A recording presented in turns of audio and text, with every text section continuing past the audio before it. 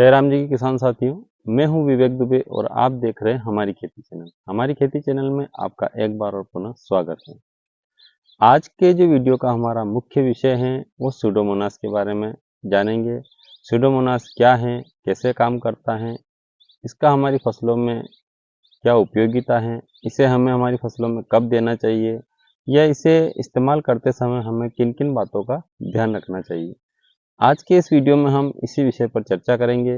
लेकिन किसान मित्रों, मेरा जो इससे पहले के 2 वीडियो हैं, शायद आपने उनको अच्छे से नहीं देखा है। माइकोराजा से संबंधित और एक ट्राइकोडर्मा का। मेरे इन वीडियो को बनाने के पीछे का मुख्य उद्देश्य अलग है। पहले मैं चाहता हूं कि आप इन तीनों वीडियो को अच्छे से देखें।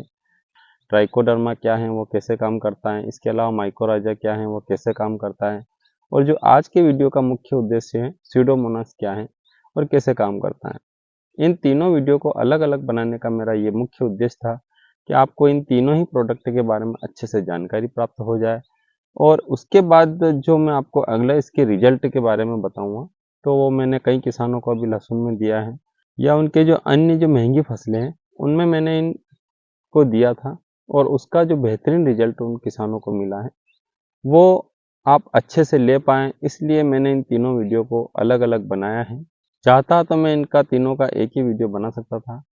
हालांकि अगला वीडियो मेरा इन तीनों को जो मैंने किन किन किसानों को दिया है और उनको क्या क्या लाभ हुआ है, उनकी फसलें में किस तरीके से परिवर्तन आया है, ये सारी बातें मैं आपको अगले वीडियो में बताऊंगा। लेकिन उससे पहले मेरे यही निवेदन है कि अगर आपने मेरा ट्राइकोडर्मा वाला या माइकोराजा वाला वीडियो नहीं देखा है तो आप इस वीडियो को देखने के बाद तुरंत वो दोनों वीडियो भी देखिएगा, और इस वीडियो को भी ज़्यादा से ज़्यादा लाइक, सब्सक्राइब और शेयर कीजिएगा। तो चलिए शुरुआत करते हैं आज के मुख्य विषय की ओर। सूडोमोनास फ्लोरेंस क्या है? जी हाँ किसान मित्रों, सबसे पहले हम जानेंगे सूडोमोनास क्या है। तो सूडोमोनास एक तरह का जीवाणु है, बैक्टीरिया है, जो सामान्यतः प्रकृति में पाया जाता है। ये मिट्टी और जल में पर्याप्त मात्रा में पाया जाता है और ये हमारे पौधे के लिए, हमारी फसलों के लिए बहुत ही उपयोगी है।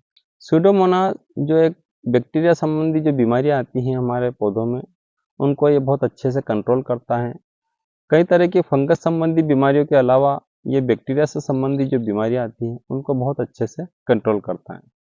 यह मिट्टी में हानिकारक सूक्ष्म जीव जैसे फ्यूजेरियम, पिथियम, अल्टरनेरियम या जो निमोटोड से संबंधित समस्याएं, उनको भी ये बहुत ही अच्छे से कंट्रोल करता है और आपके पौधों को स्वस्थ और तंदुरुस्त बनाता है। इसके अलावा अगर इसके लाभ की बात की जाए कि इसका हमारे खेती में और भी क्या-क्या काम है या इसको हमारी फसलों में देने से हमें और भी क्या-क्या लाभ होते हैं, तो इसका सबसे मुख्य लाभ तो यही है कि ये इतनी तरह की जो सूक्ष्म जीवों से संबंधित बीमारियां हैं, उनको कंट्रोल करता है। इसके अलावा ये आपके पौधे की प्रतिरोधक क्षमता को बढ़ाता है। दूसरा है आपके खाद की बचत करेगा। ये आपके रासायनिक खाद में 30 से 40% की कमी लाएगा, क्योंकि इसके जो बैक्टीरिया हैं वो पौधे को इतनी प्रतिरोधक क्षमता प्रदान करेंगे कि पौधा एकदम स्वस्थ और तंदुरुस्त रहेगा, और जब पौधा स्वस्थ और तंदुरुस्त रहेगा तो उसमें आपको एक्स्ट्रा फर्टिलाइज़र देने की ज़रूरत नहीं रहेगी। उसके अलावा जो मिट्टी से संबंधित जो रोग आते हैं, सामान्यतः ये उन रोगों को रोकेगा, और पौधा रोग से मुक्त रहेगा तो वो उतना ही स्वस्थ और तंदुरुस्त रहेगा। वहीं वर्तमान में जो हमारी कई जो फसलें हैं जिसमें नेमाटोड की समस्या आती है, तो सूडोमोनास नेमाटोड से संबंधित समस्याओं का भी बहुत अच्छे तरीके से निदान करता है। तो ये आपके लिए एक बहुत ही मित्र जीवाणु है या मित्र बैक्टीरिया है जो आपकी फसलों को स्वस्थ और तंदुरुस्त रखेगा। तो ये तो थे इसके सामान्य लाभ जो हमारी फसलों के लिए बहुत ही उपयोगी हैं। सामान्यतः आप इसको किस-किस फसलों में इस्तेमाल कर सकते हैं, तो सूडोमोनास का इस्तेमाल आप लगभग सभी फसलों में कर सकते हैं। जहाँ पर ऐसी बैक्टीरिया संबंधी या फंगस संबंधी बीमारियाँ आती हैं, उन सभी फसलों में आप इसका बहुत अच्छे से इस्तेमाल कर सकते हैं। सूडोमोनास को इस्तेमाल कैसे किया जाए, तो किसान साथियों आप इसको बीज उपचार के माध्यम से भी इस्तेमाल कर सकते हैं। सूडोमोनास के माध्यम से आप इसका बीज उपचार कीजिए ताकि जैसे ही फसल आपकी अंकुरित होगी, आपका पौधा एकदम स्वस्थ और तंदुरुस्त रहेगा।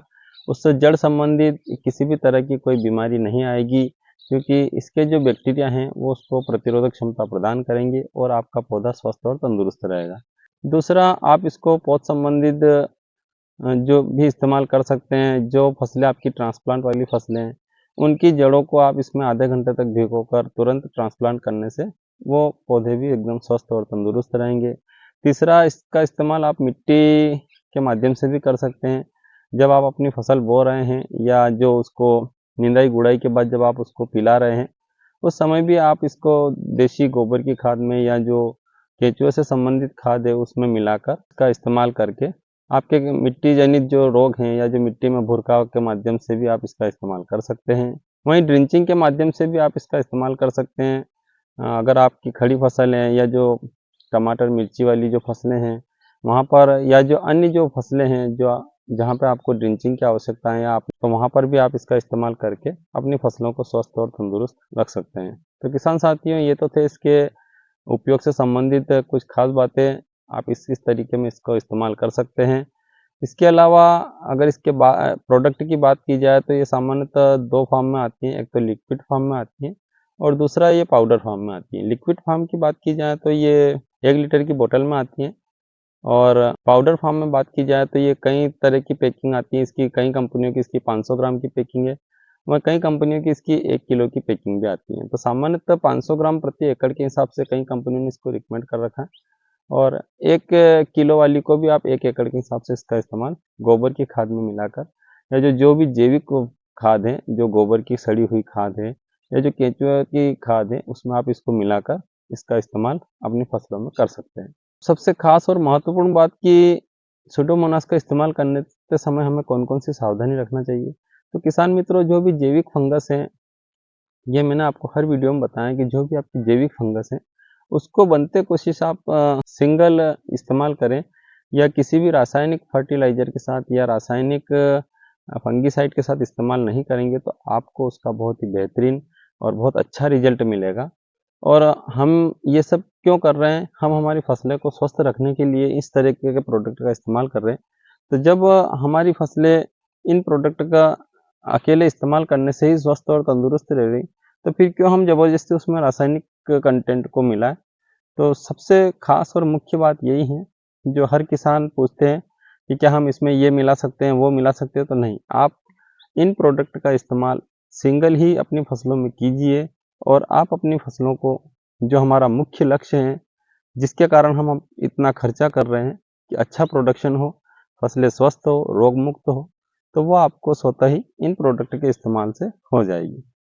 तो किसान साथियों, इन तीनों वीडियो को, ट्राइको, सूडो और माइकोराजा को अलग-अलग बनाने का मुख्य उद्देश्य यही था कि आप तक इसकी अच्छे से जानकारी पहुंच पाए, और अगले वीडियो के लिए तैयार है, क्योंकि अगले वीडियो में मैं आपको बताऊंगा कि मैंने लहसुन में जिन किसानों को आज से 10 से 15 दिन पहले ये प्रोडक्ट दिया था, उनको इसका बहुत ही बेहतरीन रिजल्ट मिला है। और जो मेरा उद्देश्य है कि आपको अच्छे से जानकारी मिल जाए, इसलिए इन तीनों वीडियो को अलग-अलग बनाया है। लेकिन आप तीनों ही वीडियो को अच्छे से देखिएगा, उन्हें लाइक, सब्सक्राइब और शेयर करना ना भूलिएगा। धन्यवाद।